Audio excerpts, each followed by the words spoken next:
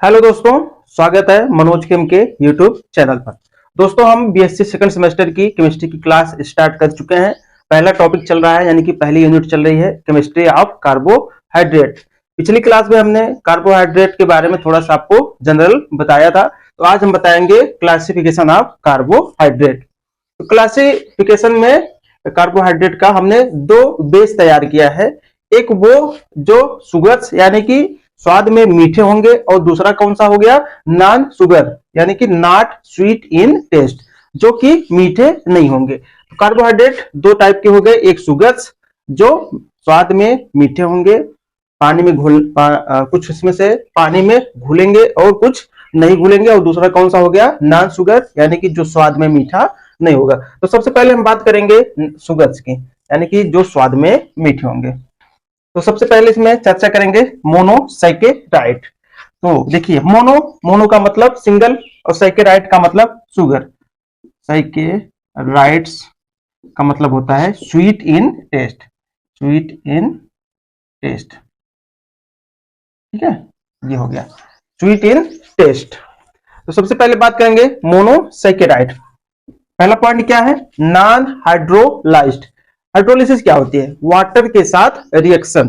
किसी भी कंपाउंड या मॉलिक्यूल का पानी के साथ रिएक्शन को क्या बोलेंगे, अक्रिया को क्या बोलेंगे, हाइड्रोलिसिस, यानी कि पानी के साथ रिएक्शन करना। ठीक है ना, मतलब ये नॉन हाइड्रोलाइज, मतलब पानी के साथ रिएक्शन नहीं करेगा। कौन नहीं करेगा, मोनोसैकेराइड।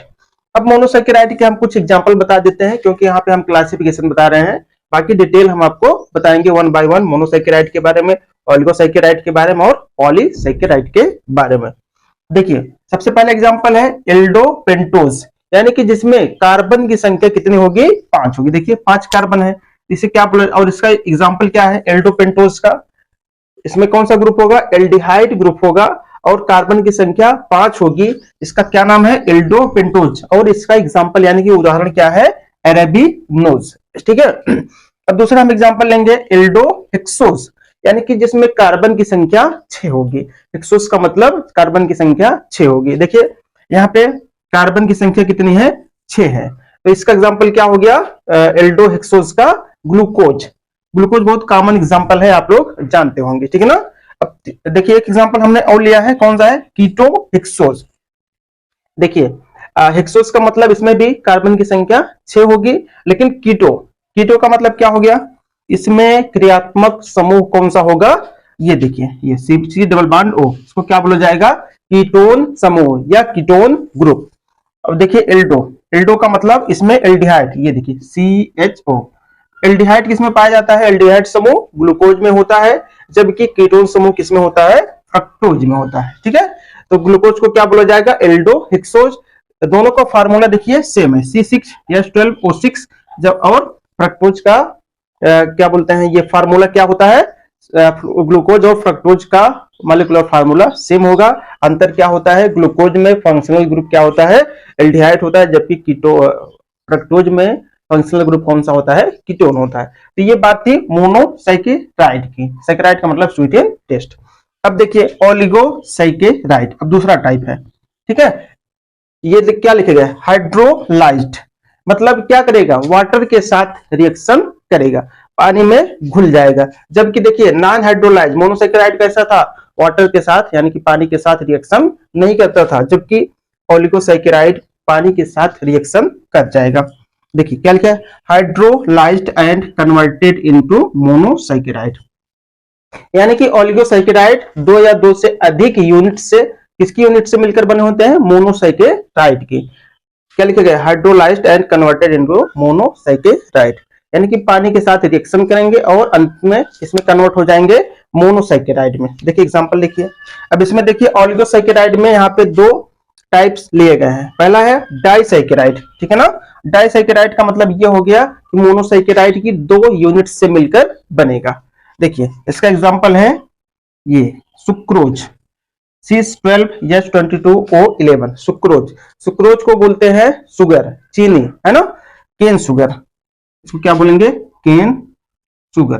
ठीक, केन शुगर या टेबल शुगर। ठीक है, अब इसमें देखिए ओलिगोसैकेराइड जब कन्वर्ट होगा, मतलब ये डाइसैकेराइड जब कन्वर्ट वाटर के साथ रिएक्शन करेगा तब किसमें टूटेगा, मोनोसैकेराइड में। ये सुक्रोज जिसको आप लोग केन शुगर बोलते हैं या चीनी बोलते हैं, सुक्रोज टूटेगा किसमें, ग्लूकोज प्लस फ्रक्टोज में। देखिए ग्लूकोज एक मोनोसैकेराइड है, फ्रक्टोज भी क्या है, एक मोनोसैकेराइड, जबकि सुक्रोज क्या है, एक ऑलिगो या डाइसैकेराइड है ना, इसमें कन्वर्ट होगा ग्लूकोज और फ्रक्टोज में। अब देखिए माल्टोज, माल्टोज क्या होती है, देखिए अब माल्टोज भी एक डाइसैकेराइड यानी कि ऑलिगोसैकेराइड है, इसमें टूटेगा ग्लूकोज और ग्लूकोज। जब माल्टोज वाटर के साथ रिएक्शन करेगा यानी कि पानी में घुलेगा तब क्या बनाएगा, 2 मॉलिक्यूल्स ऑफ ग्लूकोज। अब देखिए लैक्टोज, लैक्टोज को बोलते हैं मिल्क शुगर यानी कि दूध की शर्करा, ठीक है ना। ये जब घुलेगा तो क्या बनेगा, गैलेक्टोज और ग्लूकोज, जब दोनों क्या है, मोनोसैकेराइड है। अब ऑलिगोसैकेराइड में हम दूसरा टाइप है, क्या है, ट्राइसैकेराइड, यानी कि 3 मोनोसैकेराइड्स की यूनिट से मिलकर जो बनेगा उसको क्या बोलेंगे, ट्राइसैकेराइड। देखिए लिखा भी क्या है, C18H32O16, ठीक है ना।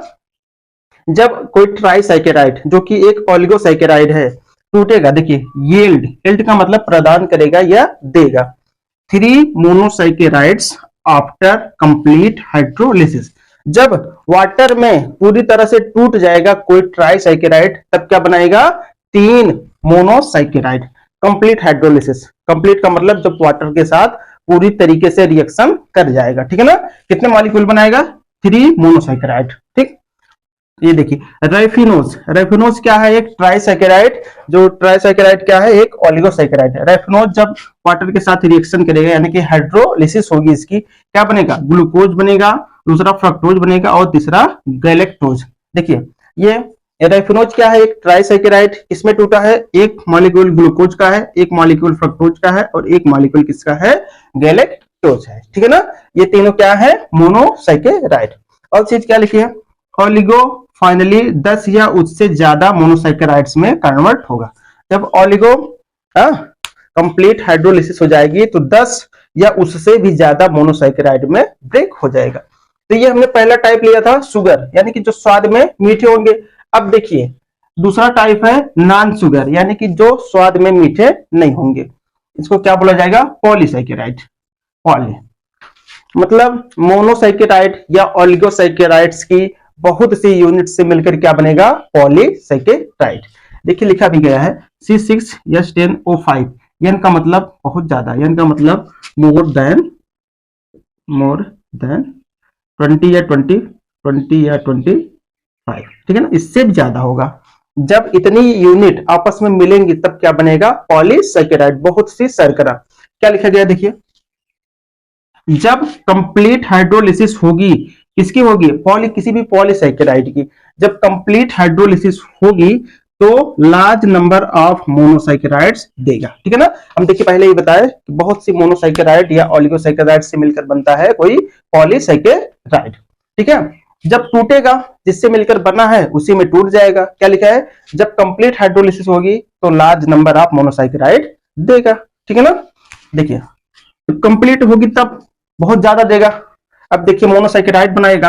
अब देखिए अगर आंशिक, आंशिक का मतलब पार्शियल, कम वाटर के साथ रिएक्शन करेगा, आंशिक का मतलब पार्शियल हाइड्रोलिसिस पर कुछ ऑलिगो और कुछ मोनोसैकेराइड देगा, तब किसमें टूटेगा, अगर आंशिक रूप से हाइड्रोलिसिस होगी, वाटर के साथ रिएक्शन होगी, तब किसमें टूटेगा, कुछ ऑलिगो बनाएगा और कुछ मोनोसैकेराइड बनाएगा, ठीक है ना, देगा।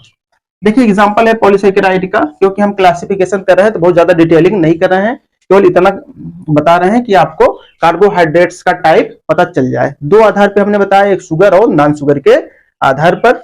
अब देखिए पॉलीसैकेराइड का हमने कुछ एग्जांपल यहाँ पे लिखा है, स्टार्च, स्टार्च हो गया, सेलुलोज, सेलुलोज, ये गम, म्यूसिलेज और ग्लाइकोजन, ये किसके एग्जांपल है, पॉलीसैकेराइड के एग्जांपल्स हैं। तो देखिए हमने बता दिया कार्बोहाइड्रेट क्या होता था, कार्बन हाइड्रोजन ऑक्सीजन से मिलकर बनने वाले कंपाउंड को क्या बोलते हैं, कार्बोहाइड्रेट, और इसे बोलते हैं hydrates of carbon, hydrates of carbon, ये होता था कार्बोहाइड्रेट। कार्बन, हाइड्रोजन और ऑक्सीजन की रेशियो कितनी होती थी इसमें, 1:2:1, ठीक है ना, ये रेशियो होता था किसी भी कार्बोहाइड्रेट का।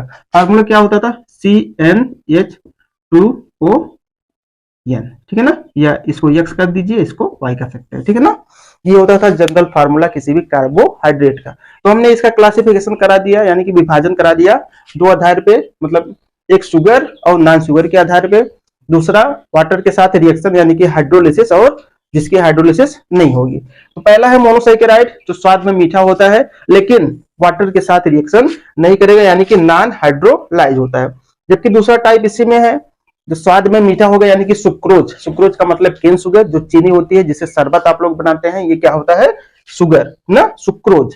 सुक्रोज किसमें टूटेगा, ग्लूकोज प्लस फ्रक्टोज। तो ये इसकी हाइड्रोलिसिस होगी और स्वाद में मीठा भी होगा, अभी शुगर वाले ग्रुप में है। अब देखिए ओलिगोसैकेराइड दो टाइप के होते हैं, दो टाइप हमने बताया है। एक डाइसैकेराइड यानी कि जिसमें दो यूनिट मिली होगी किसकी, मोनोसैकेराइड की, जिसे सुक्रोज बोला जाएगा। किसमें टूटेगा, मोनोसैकेराइड में। कोई भी ओलिगोसैकेराइड किसमें टूटेगा, मोनोसैकेराइड में।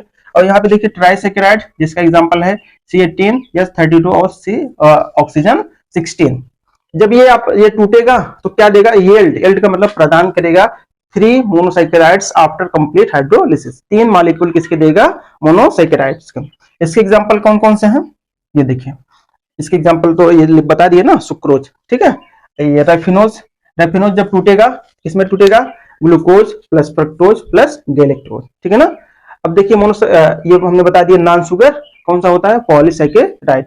इसका एग्जांपल हमने बता दिया स्टार्च, सेलुलोज, गम्स, ग्लाइकोजन्स और म्यूसिलेज, ठीक है ना। एक इसके एग्जांपल है पॉलीसैकेराइड। तो अगर आप चैनल पर नए हैं तो चैनल को सब्सक्राइब कर लीजिए। अब BSc सेकंड सेमेस्टर के लिए वीडियोस लगातार आती रहेंगी ताकि आपको नोटिफिकेशन बराबर मिलता रहे। तो थैंक्स फॉर वॉचिंग।